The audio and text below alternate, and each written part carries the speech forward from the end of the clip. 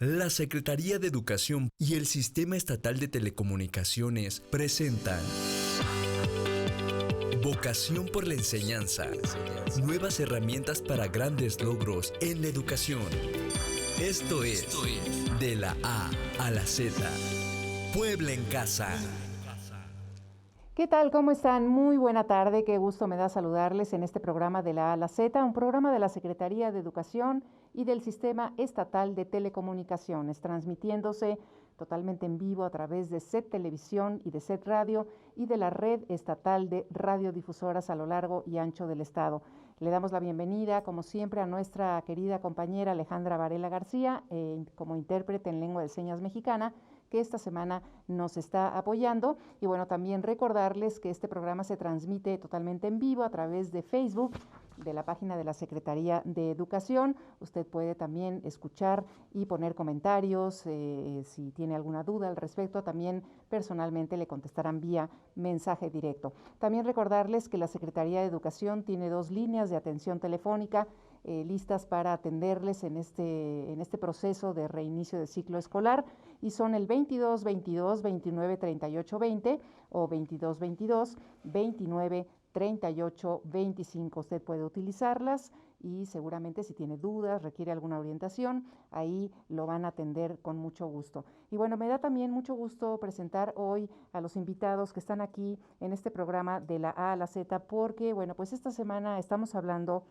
de la cartilla ética, que se cumple un año ya de la salida de la primera cartilla, esta colección que son textos breves, escritos en forma narrativa y que ponen en común experiencias de personajes significativos en la construcción de una mejor sociedad en Puebla. De manera central se explica un poco la mirada que de la educación se tiene desde la Secretaría de Educación y que orienta su propuesta educativa en el Estado. Y esto viene a cuento, bueno, porque ayer en este programa tuvimos esta conferencia magistral por parte del doctor Enrique Dussel, uno de los máximos exponentes de la filosofía de la liberación y reconocido también por su trabajo en el campo de la ética, hablándonos de la ética y la evaluación. Y justamente de estos temas vamos hoy a platicarlos con Carlos Alberto Rivera Aguirre. Él es rector de la Universidad Politécnica de Puebla. Muchas gracias, Carlos, por estar aquí. Bienvenido. Muchas gracias, Nuria. Saludos. Gracias, bienvenido de la A a la Z. Y José Ojeda Bustamante, del Consejo Estatal de Participación Social. José, muchas gracias por estar con nosotros. Al contrario, Nuria, qué gusto. Y bueno, creo que ayer esta conferencia tuvo pues muchos seguidores, porque además de que es uno de los máximos exponentes en el campo de la ética, bueno, dijo conceptos muy interesantes. Y ustedes que vienen a hablarnos justamente de la educación superior, pareciera que de repente esto de la ética es formativo desde educación básica, y sí lo es. Pero ¿qué pasa entonces con los que ya están pensando en salir al campo del trabajo, al campo de su profesión, y que tiene que ver con cómo vamos ahora a retomar la ética, el cómo dar esta materia, si es que le podemos decir así, y que vaya más allá de la ética del discurso, ¿no? Y que se complemente o se aterrice a cuando estos muchachos salen de este nivel superior, la apliquen, ¿no? Maestro Ojeda, pues bienvenido. Muchas gracias, Nuria. Pues qué gusto, rector Carlos. Gracias, Pepe, igualmente. Pues básicamente aquí la intención de esta charla es cómo poner en la dimensión de la educación superior, precisamente en esta herramienta que se ha vuelto indispensable, que es precisamente la cartilla ética. Pareciera que solamente la cartilla ética responde a la educación básica, pero sin embargo este es un tema transversal de todo lo que representan los niveles educativos, incluso no solamente en el esquema formal, sino también en los esquemas no formales. La cartilla ética está hecha no solamente para responder a la educación formal, o no solo está para los estudiantes, también está hecho para la sociedad en general, para los padres de familia, para los grupos sociales que así lo requieran o así vean en ellos la posibilidad precisamente de transformación y en este esquema de transformación ciudadana. Sumergirse en la cartilla ética, en estas cavilaciones de la cartilla ética, debemos entenderla como un pasaje gratuito, ¿sí? a la historia, pero con estos referentes permanentes contemporáneos. Es decir, la historia nos ha dado muchos aprendizajes, pero sin embargo los dejamos muchas veces fuera o los aislamos para entender la lógica que estamos viviendo en nuestra sociedad contemporánea. Es decir, pareciera que la Revolución Mexicana pues ya deja de tener vigencia, ¿no? O estos personajes claves que detalla las cartillas éticas no nos dieron elementos fundamentales para retomarlos en nuestra actualidad. Y la cartilla ética precisamente nos pone en el centro esos elementos que para nosotros pueden ser muy significativos para el análisis, ¿no? Porque son problemáticas contemporáneas, ¿no? Que nos hacemos a diario muchas preguntas, ¿no? Uh-huh. Y estas preguntas que nos hacemos siempre tenemos o dejamos de tener esos referentes históricos que de repente se pierden esas brújulas, ¿no? Uh-huh. Pongo el símil como la película de Matrix, ¿no? Uh-huh, uh-huh. En el sentido de que de repente cuando no tenemos respuestas o cuando no tienes respuestas precisamente pues te vas a otra dimensión, ¿no? Pues las cartillas son otra dimensión que nos permiten entender muchas de las problemáticas que se están viviendo a diario.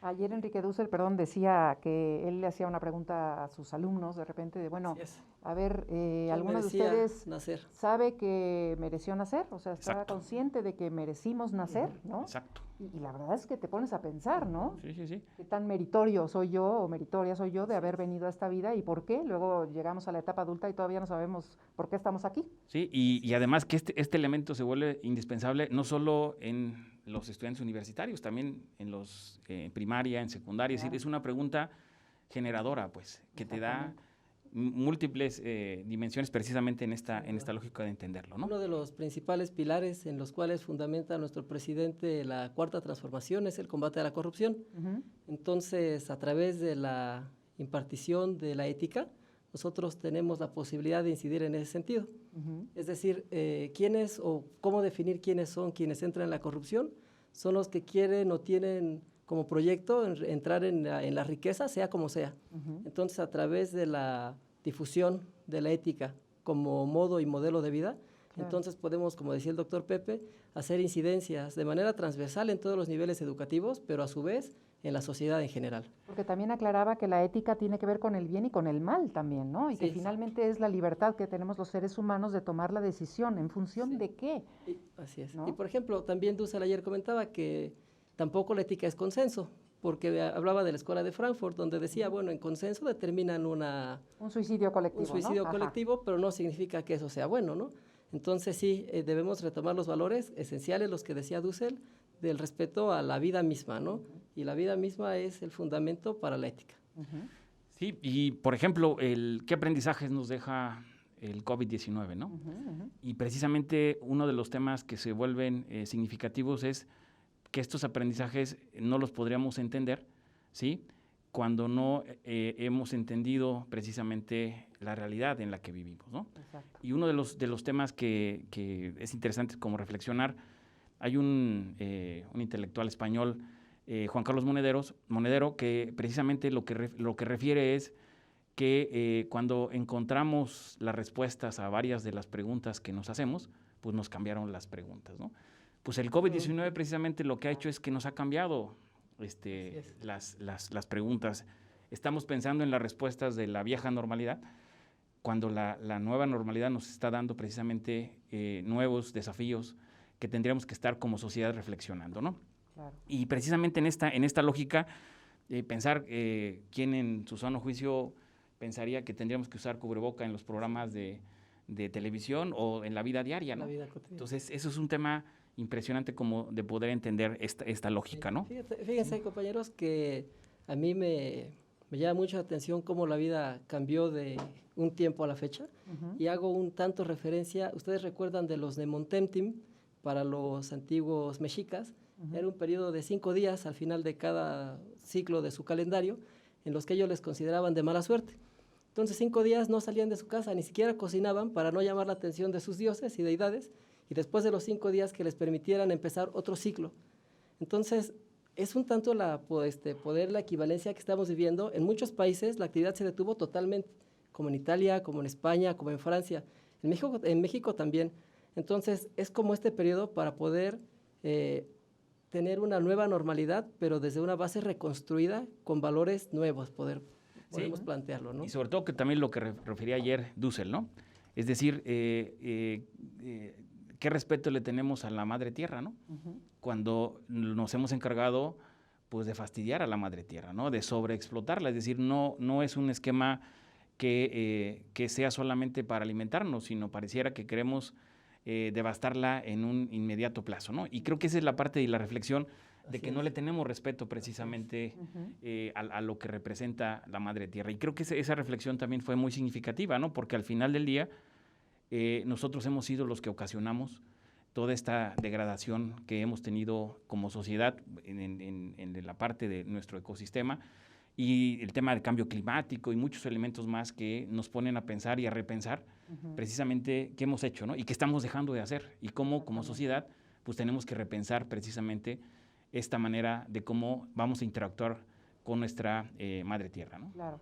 Y ustedes justamente que están a cargo de personas que están en niveles ya superiores para pues inmiscuirse ya en la vida laboral, en la vida profesional, ¿cómo van a hacerle para que esto que llevamos de años atrás, un poco equivocado de la cuestión de la ética dada como discurso, van a centrarla en el fundamento principal que es la vida, para que ellos a su vez puedan seguir generando este tipo de acciones, ¿no? Así es, bueno, yo considero, en una reunión que tuvimos con el secretario, el doctor Melitón, él planteaba una pregunta muy importante y decía, estamos ante el escenario de vivir una cuarta transformación, pero la responsabilidad de llevarla a cabo. Entonces él comentaba y preguntaba, ¿quiénes son los perfiles o cómo tendríamos que ser las personas que efectivamente concretemos esta cuarta transformación? Entonces, en aras de responder, podemos hacer referencia a un libro que escribió Max Weber, que se llama La política como vocación y la política como profesión. Entonces, nosotros, que somos funcionarios públicos, debemos tener la visión de política como vocación. La política como profesión son proyectos personales, en donde uno puede obtener ganancias, riqueza y tener superaciones individuales. Pero los servidores públicos como vocación debemos de tener la visión de servicio, de hacer un servicio público. Entonces, en esa visión de tener servicio público, entonces entenderíamos que estamos no para imponer, sino para obedecer, ¿no? En el concepto fundamental de obedecer, que es oba audire, que significa escuchar al otro. Entonces, en ese sentido, estamos para resolver y para escuchar las demandas sociales. Desde ese punto de vista, yo creo que en la medida en que cada persona podamos ir cambiando la mentalidad, debemos de ir mostrando con ejemplos que las cosas tienen que ser distintas. Paulatinamente, ayer el doctor Dussel ponía su ayuda, ¿no?, para poder concretar estos proyectos que se tienen en nuestro estado de Puebla. Ya dijo. Entonces, por ejemplo, él hablaba de la filosofía, de la ética de las matemáticas. En nuestro subsistema de educación superior tenemos universidades tecnológicas, politécnicas, interserranas, interculturales e institutos tecnológicos. Fundamentalmente todas ellas, doctor, están en el ambiente o en el ámbito de las ingenierías, cuya base fundamental son las matemáticas. Claro. Entonces, de manera transversal, como lo comentaba usted, doctor, tendríamos que allanar de conocimientos complementarios a los ya establecidos para que el estudiante, cuando egrese, sea verdaderamente un polo de desarrollo, pero no solo económico, sino de otros niveles, otras profundidades más allá de su desempeño profesional. Claro. Sino es un cambio ideológico también de sus comunidades, ¿no? Por ejemplo, hay estudiantes que son los primeros que llegan al nivel profesional o nivel superior en toda la comunidad. Entonces ellos sí tendrían que ser vistos como alguien que posee un nivel de conocimientos que pudieran acudir, y entonces ellos tienen que ser también ejemplos, ¿no? Y desde luego tendrían que aprenderlo de los que les estamos impartiendo. Y en el caso del Consejo Estatal de Participación Social, ¿cómo se va a mover esto? Sí, creo que aquí también es interesante como reflexionar en cómo está emergiendo la cartilla ética, no solamente en el contexto nacional, es decir, sí está siendo un referente la cartilla ética en el contexto nacional, como punta de lanza Puebla, con un instrumento sencillo, muy accesible, pero también en el contexto internacional. Dussel también es una referencia internacional, es una referencia en América Latina. ¿Qué está pasando en otras partes, ¿no? Y precisamente lo que está pasando es que hay un movimiento fuerte en América Latina donde han encontrado el tema de la responsabilidad social y la ética como parte fundamental de esa responsabilidad social, de que las instituciones de educación superior pues realmente estén atendiendo a la sociedad, estén atentas, estén apropiándose de la realidad social y política y que estén como reflexionando en torno a ciertas preguntas como muy claras y muy concretas. Por ejemplo, ¿qué han hecho las universidades para reducir y mitigar la marginación? ¿Sí? O sea, si hacemos un autoestudio, ¿qué hemos hecho? ¿Sí? ¿Qué estamos haciendo, no? ¿Sí? Como instituciones. ¿De qué forma los egresados de las universidades en sus profesiones han incorporado el desafío de abatir la pobreza, por ejemplo, ¿no? Es decir, una cuestión ética no solamente es repensarla hacia adentro, sino también hacia afuera, qué está pasando y qué estoy haciendo y qué estoy dejando de hacer, ¿no? ¿Cómo entiende la problemática y la adaptabilidad ante el cambio climático, por ejemplo, ¿no? O otra, ¿no? ¿Cómo se apropia de la realidad social y política de su comunidad de ser parte de esa misma sociedad, ¿no? O cómo rompen la visión reduccionista del individualismo y pasan a la visión de la colectividad. Es decir, creo que ese es un tema también muy significativo porque el Consejo de Participación Social, del Consejo de Participación Escolar, precisamente es la vinculación hacia la sociedad, ¿sí? Y precisamente qué está pasando en esta vinculación, cómo se está respondiendo desde las diversas niveles educativos, precisamente cómo se está pasando, saliendo del aula, saliendo de la infraestructura universitaria que se tiene precisamente para incidir. O sea, que es uno de los objetivos del Consejo Estatal de Participación Social. Y esos temas interesantes es qué está pasando en la realidad social. Y creo que ese es un tema de un referente porque este movimiento está auspiciado por la UNESCO. Es decir, están donde y por eso que es fundamental lo que de ayer decía Dussel, porque no es un movimiento que solamente se esté pensando en Puebla o se esté aislando Puebla del contexto internacional, sino al contrario, se está poniendo en el centro Puebla del debate nacional, del debate internacional, de lo que está representando en América Latina este desafío de las instituciones de educación superior, por ejemplo, ¿no? Y es que hay que comentar que, bueno, ya son 13 cartillas, 13 cartillas que empezamos con la que se llama Formando Ciudadanía Ética del Bien Común, y tengo entendido que cada mes se está formando una nueva, ¿no? Sí, es correcto. En la primera hay un decálogo y cada uno aborda personajes importantes de la vida política, social, pública. De la historia de nuestro país. Y particularmente de nuestro estado. De nuestro estado. Así es. Como por ejemplo, tenemos la cartilla número 3, que es dedicada a Miguel León Portilla, la 4, que es para María del Carmen Cerdán Alatriste, pues personajes muy importantes, sí. Natalia Mariano Matamoros, tenemos la de Esteban Vaca Calderón, Paz Montaño, en fin. Todo esto lo podemos consultar, los que están escuchando el programa, los que están viendo, podemos consultar estas cartillas para ver de qué se tratan, qué contienen, qué nos van a decir, qué mensaje nos van a dar. Sí, y sobre todo que también este es un tema que la cartilla está incorporando de manera transversal también varios elementos. El tema de género, ¿no? O sea, se trata de que sea una cartilla que pueda precisamente arropar. Pero también está en diversas lenguas indígenas, ¿no? Y creo que también ese es otro de los temas que son también muy significativos, porque no se trata otra vez de aislar el conocimiento. Exactamente. ¿Sí? Sino trata de compartir el conocimiento y que llegue a todos los sectores de nuestro estado de Puebla, ¿no? Y otra cosa importante es que las cartillas invitan a la reflexión. Son documentos breves que tienen 2 o 3 cuartillas y luego pide interacción del interlocutor, del lector, en donde hace algunas preguntas para reflexionar en torno a lo que se acaba de leer. ¿Podríamos platicar de alguna en específico, por ejemplo? Sí, por ejemplo, yo les puedo comentar una rápido. La número 10 es de Juan Crisóstomo Bonilla. La universidad en donde yo tengo el agrado de ser rector está justamente en ese municipio y hace referencia a la vida de él, que fue uno de los 3 comandantes que participaron en la batalla del 5 de mayo, de los 3 Juanes. Así es. Juan Nepomuceno. Bueno, mucha gente que vive ahí no sabe ni siquiera por qué se llama así su municipio. Así es, ¿no? Así es. Y algo importante es que, por ejemplo, este comandante dirigió una escuela secundaria cuando tenía 13 años. Y antes de cumplir 22 años le invitaron a dirigir otra escuela preparatoria.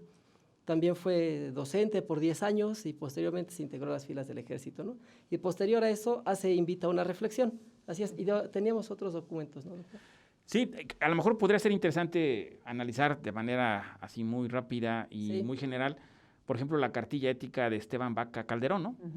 que de repente pareciera que está muy alejado, ¿no? O sea, decir, más de 100 años de historia, pues pareciera que no es posible, que ya no es posible traerlo, y se vuelve interesante cuando se aborda la cartilla ética y lo que representa en todas las reflexiones que ahí se hacen, ¿no? Por ejemplo, Esteban Vaca Calderón, motivado por sus ideales liberales, abandona el magisterio para contribuir a la lucha por el cambio de régimen y la dignificación de la clase trabajadora. Pareciera que eso no pasaba en México, ¿no? Ajá, o que estábamos muy alejados y de repente pues vemos que la historia pareciera que se repite, ¿no? Inicia un viaje para conocer mejor las condiciones de vida de los obreros y campesinos. Durante su recorrido por el norte de la República, fue testigo de la explotación y despojo de los indios yaquis y yoris. Y eso también es interesante. De repente pudiera quedar solamente como una biografía, ¿no? Al margen. Pero cuando incorpora elementos que los vuelve contemporáneos, por ejemplo, invita a reflexionar a quien lee la cartilla y pregunta, ¿no? ¿Cuáles valores consideras que motivaron a Esteban Vaca Calderón a dejar su profesión para ser obrero? ¿Podrías tomar una decisión parecida? De repente, a ver, se pone en el contexto de esa realidad y ver, que espérame, también se ha vivido, yo estoy muy cómodo aquí, ¿cómo voy a decidirme por algo así? Exacto, ¿no? O una siguiente, ¿no? ¿Consideras? Perdón, adelante. ¿Consideras que actualmente existen injusticias y desigualdades? ¿Cuáles? ¿Podrías hacer conciencia en quienes padecen estas condiciones como lo hacía Vaca Calderón? Sí. Y otra vez regresando a la parte que nos atañe, ¿no? ¿Alguna vez has considerado que tus profesores pueden generar un cambio? ¿Qué acciones consideras revolucionarias en tu ambiente superior? O sea, te pone, pero te hace reflexionar, porque no está tan alejada de la realidad lo que se ha vivido, y creo que eso es fundamental, ¿no? Estas preguntas que se hacen como reflexión en estas cartillas, ¿a quiénes están dirigidas? A todos quienes la lean. Como decía el doctor Pepe. Docentes, alumnos, padres de familia. Sí. Y entonces consideramos que pues son valores transversales los que uno puede plasmar en las respuestas. Y algo que creo que es muy importante es que, es muy importante y a la vez, pues después de 100 años seguimos padeciendo las mismas problemáticas. Es importante ir incidiendo en que en 100 años después de nosotros estas cosas ya no se padezcan en la sociedad. ¿No? Sí, y es terrible, ¿no? Que como de repente vemos 100 años y de repente vemos que se siguen repitiendo, ¿no? Sí. Y por eso, pues es la cuarta transformación, ¿no? Es decir, de haber vivido bien las últimas décadas, pues era imposible pensar en un presidente como el que tenemos, o en un gobernador como el que tenemos, ¿sí? O un secretario como el que tenemos, sino son precisamente actores que están irrumpiendo en la escena social, pues para hacer precisamente ese alto que Dussel decía, es decir, pues así, de seguir así, pues vamos a acabar condenándonos a una... Estamos en jaque. ¿No? Sí, estamos condenándonos precisamente a una muerte anunciada, ¿no? Una muerte anunciada de muchas cosas, no solamente en lo que refiere precisamente a la vida del ser humano, sino de lo que representa la naturaleza y de manera exprofeso, pues el ser humano, ¿no? Exactamente. Estas cartillas, la 9, por ejemplo, que habla de Matilde Petra Montoya Lafragua, que también se publicó en marzo del 2020, también tiene elementos que nos pueden hacer reflexionar también. Sin duda. Sí, claro, por ejemplo, ella fue una médico que tuvo que dirigirle una carta a Porfirio Díaz, entonces presidente de la República, para que le pudieran revalidar sus estudios. Entonces, imaginemos, yo hago una reflexión con mis estudiantes cuando les explico el concepto de paradigma y les pregunto, ahora tenemos la fortuna de que en un salón de nivel superior tenemos a veces más mujeres que hombres, pero les digo, imagínense en 1940, ¿cuántas mujeres había en el salón? Y más allá, ¿no? Antes, cuando Porfirio Díaz era presidente de México, ¿cuántas pudiera haber habido?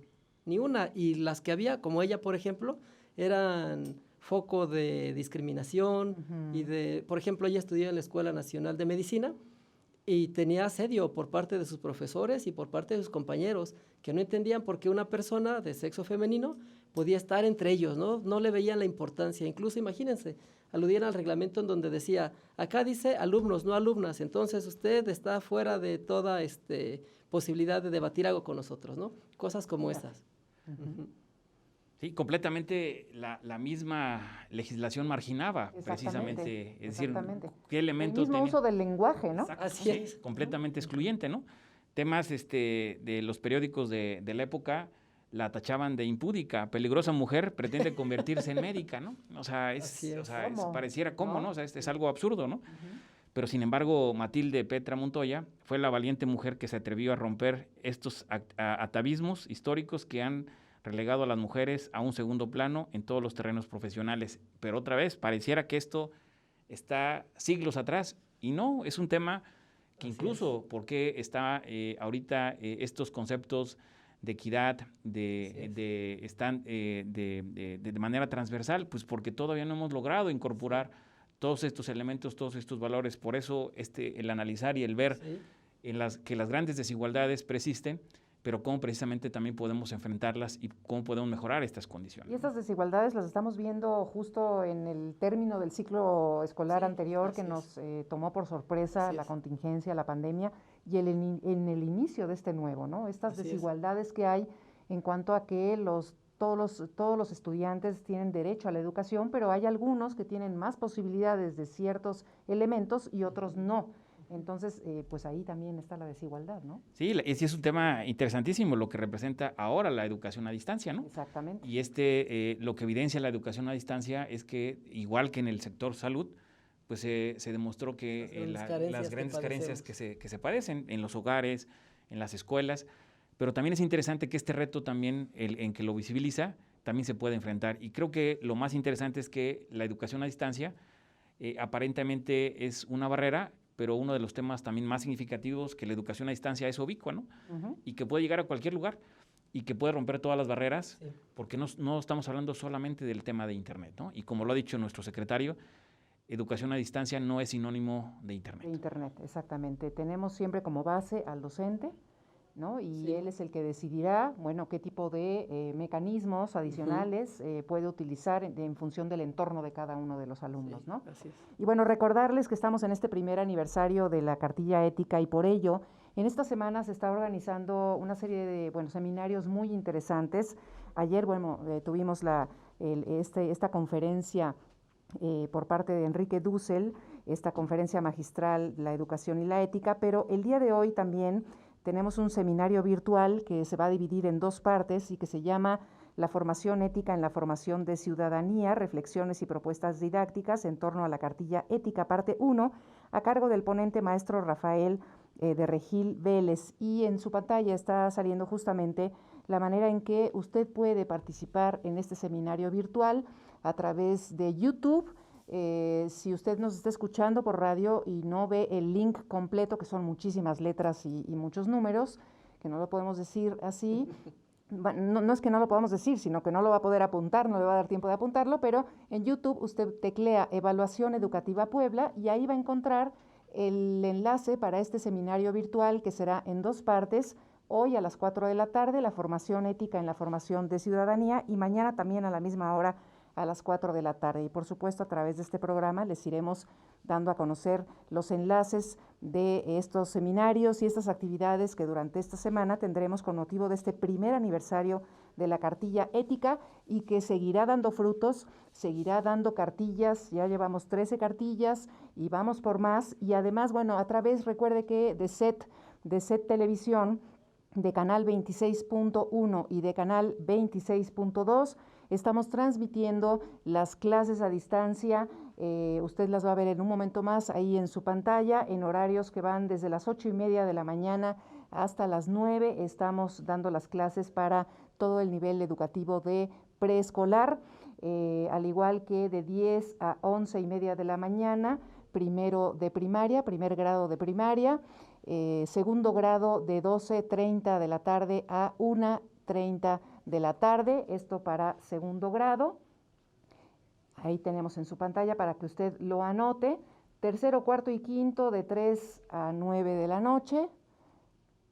Ahí está tercer grado de 1:30 a 2, luego de 3 a 4, tercer grado de primaria, luego tercero y cuarto grado de 4:30 a 5 y cuarto grado también de 5 a 7 de la noche. Todo esto a través de canal 26.1. 96.1, al igual que quinto grado, de 7 a 9 de la noche. Pero pues tenemos una segunda frecuencia en SET Televisión que también usted puede anotar, es el 26.2, que directamente ya en su televisión digital va a salir el 26.2 y ahí puede ver a partir de las 3 de la tarde hasta las 6 el tercer grado de secundaria, luego a partir de las 8 de la mañana y a 12 primero, segundo y tercer grado de bachillerato y de 6 a 10 de la noche.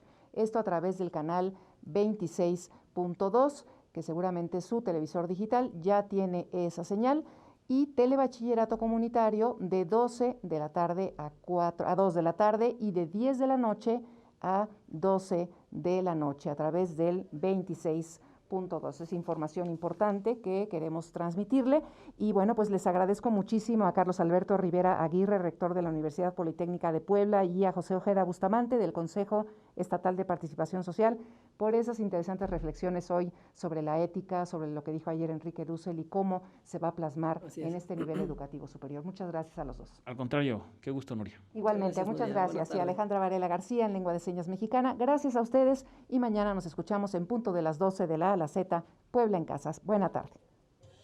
La modernización de nuestras escuelas tiene como base los ejes de la nueva escuela mexicana, perfilando a las 4 A's: asequibilidad, adaptabilidad, accesibilidad y aceptabilidad, como el factor principal para brindar un servicio educativo que ponga al centro el aprendizaje de niñas, niños, adolescentes y jóvenes para la transformación social. Esto fue De la A a la Z, Puebla en Casa.